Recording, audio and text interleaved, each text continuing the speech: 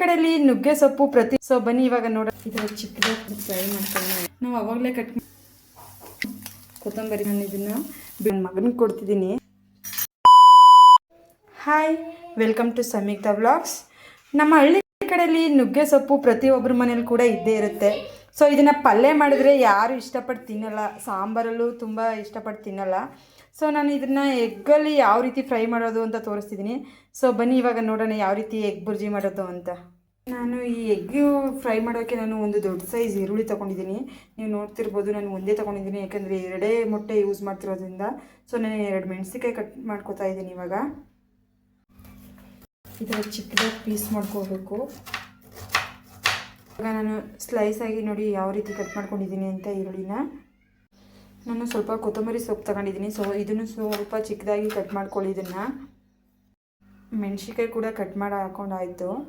ಇವಾಗ ನಾನು ಅದನ್ನು ಯಾವ ರೀತಿ ಫ್ರೈ ಮಾಡೋದು ಅಂತ ತೋರಿಸ್ತಿದ್ದೀನಿ. ಸೊ ನಾನು ಒಂದು ಪ್ಯಾನ್ಗೆ ನಾನು ಸ್ವಲ್ಪ ಆಯಿಲ್ ಹಾಕೋತಾ ಇದ್ದೀನಿ.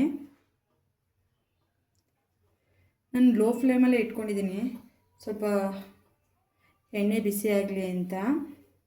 ಇವಾಗ ಎಣ್ಣೆ ಬಿಸಿಯಾಗಿದೆ. ನಾವು ಆವಾಗಲೇ ಕಟ್ ಮಾಡ್ಕೊಂಡಿರುವಂಥ ಈರುಳ್ಳಿ ಹಾಕ್ತಿದ್ದೀನಿ. ಇದನ್ನು ಸ್ವಲ್ಪ ಫ್ರೈ ಮಾಡ್ಕೊಳ್ಳೋಣ. ಇದನ್ನು ಫ್ರೈ ಮಾಡ್ಕೋಬೇಕು. ಫ್ರೈ ಆಗ್ತಿದೆ. ನಾನು 2 ಮೆಣಸಿನ್ಕಾಯಿ ಕಟ್ ಮಾಡ್ಕೊಂಡಿರೋದು ಹಾಕ್ತಾಯಿದ್ದೀನಿ. ಇವಾಗ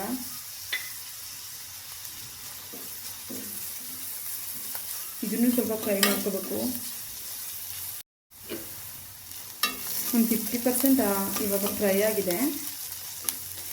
ಇವಾಗ ನಾನು ನುಗ್ಗೆ ಸೊಪ್ಪು ಆವಾಗಲೇ ನಾನು ಇದನ್ನು ಬಿಡಿಸಿಟ್ಕೊಂಡಿದ್ದೆ. ಸೊ ಇವಾಗ ಹಾಕ್ತಿದ್ದೀನಿ. ಇದನ್ನು ನುಗ್ಗೆ ಸೊಪ್ಪನ್ನ ನಾವು ವಾರಕ್ಕೆ 1 ಟೈಮ್ ಆದರೂ ತಿನ್ನಲೇಬೇಕು. ಯಾಕಂದರೆ ನಮ್ಮ ಆರೋಗ್ಯಕ್ಕೆ ಇದು ತುಂಬ ಉಪಯುಕ್ತವಾಗಿರುತ್ತೆ. ಇದನ್ನು ನಾವು ವಾರಕ್ಕೆ 1 ಟೈಮ್ ಆದರೂ ಮಕ್ಕಳಿಗೆ ಈ ರೀತಿ ಆದರೂ ಮಾಡಿ ತಿನ್ನಿಸ್ಬೋದು. ಇಲ್ಲಾಂದರೆ ಪಲ್ಯ ಮಾಡಿ, ನಾವು ದೊಡ್ಡವರಿದ್ದರೆ ಪಲ್ಯ ಮಾಡಿ ದೊಡ್ಡವ್ರಿಗೆ ಉಪ್ಪು ಸಾಂಬಾರಲ್ಲಿ ಕೊಡ್ಬೋದು. ಯಾಕೆ ಚಿಕ್ಕ ಮಕ್ಕಳು ಉಪ್ಪು ಸಾಂಬಾರಲ್ಲಿ ಮತ್ತು ಪಲ್ಯ ಮಾಡಿಕೊಟ್ರೆ ತಿನ್ನಲ್ಲ. ಸೊ ಇದನ್ನು ಈ ರೀತಿ ಮಾಡಿಕೊಟ್ರೆ ಚೆನ್ನಾಗಿ ತಿಂತಾರೆ ಅಂತ ನಾನು ಇದನ್ನು ಟ್ರೈ ಮಾಡ್ತಿದ್ದೀನಿ. ಇದಕ್ಕೆ ನಾವು ಇವಾಗ ಮೊಟ್ಟೆ ಹಾಕೋತಾ ಇದ್ದೀನಿ.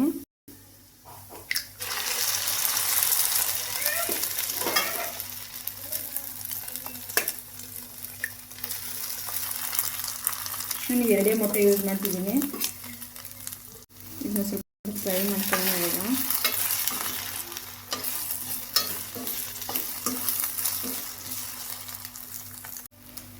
ನಾವು ಗ್ಯಾಸನ್ನ ನಾವು ಮೀಡಿಯಮ್ನಲ್ಲೇ ಇಟ್ಕೋಬೇಕು. ಯಾಕಂದರೆ ಇಲ್ಲಿ ನೋಡಿ ಕೆಳಗಡೆ ಈ ಥರ ಅಂಟ್ಕೊಳ್ಳುತ್ತೆ ಅಂತ. ಇದಕ್ಕೆ ನಾನು ಸ್ವಲ್ಪ ಸಾಲ್ಟ್ ಆ್ಯಡ್ ಮಾಡ್ತಿದ್ದೀನಿ. ಇವಾಗ